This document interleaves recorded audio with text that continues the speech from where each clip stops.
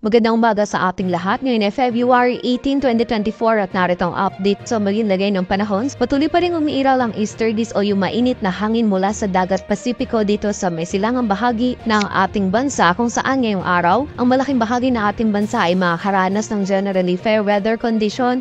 Maliban na lamang yan sa mga chance pa rin ng mga isolated na mga pagulan dulot ng mga localized thunderstorms. At sa kasalukuyan ay wala tayong minomonitor or namamataan na sama ng panahon na maaari makaapekto dito sa ating bansa.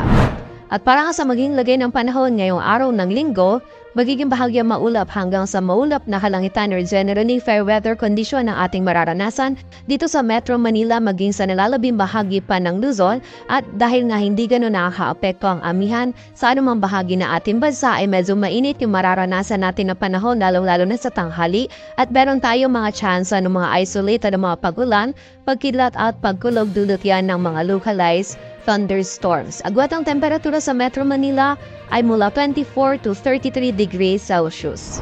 Sa bahagi naman ng Visayas at Mindanao ngayong araw ay generally fair weather condition din yung ating mararanasan, ngunit meron pa rin tayong posibilidad ng mga isolated na mga pagulan, pagkidlat at pagkulog dulot yan ng mga localized thunderstorm. Agwat ang temperatura sa Cebu ay 26 to 31 degrees Celsius at sa Davao naman ay 24 to 34 degrees Celsius.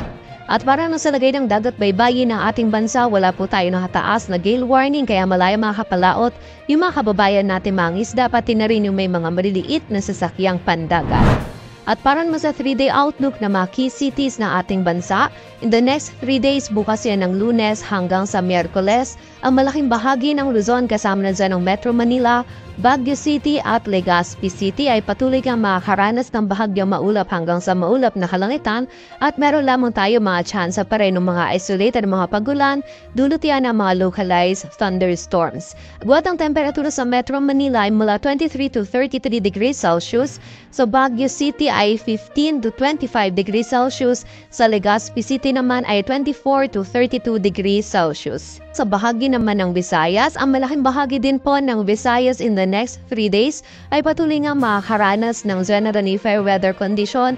Maliban na lamang yan sa mga chance pa rin ng mga isolated na mga pagulan dulot ng easterlies at ng mga localized thunderstorms. Agwat ng temperatura sa Metro Cebu ay mula 25 to 32 degrees Celsius, sa Iloilo ay 25 to 32 degrees Celsius, sa Tacloban City naman ay 23 to 32 degrees Celsius. Sa bahagi naman ng Mindanao, ang malaking bahagi din po ng Mindanao, kasama na dyan ng Metro Davao, Cagayan de Oro City at Zamboanga City, ay makakaranas din ng maaliwalas na panahon or generally fair weather condition pa rin yung ating mararanasan.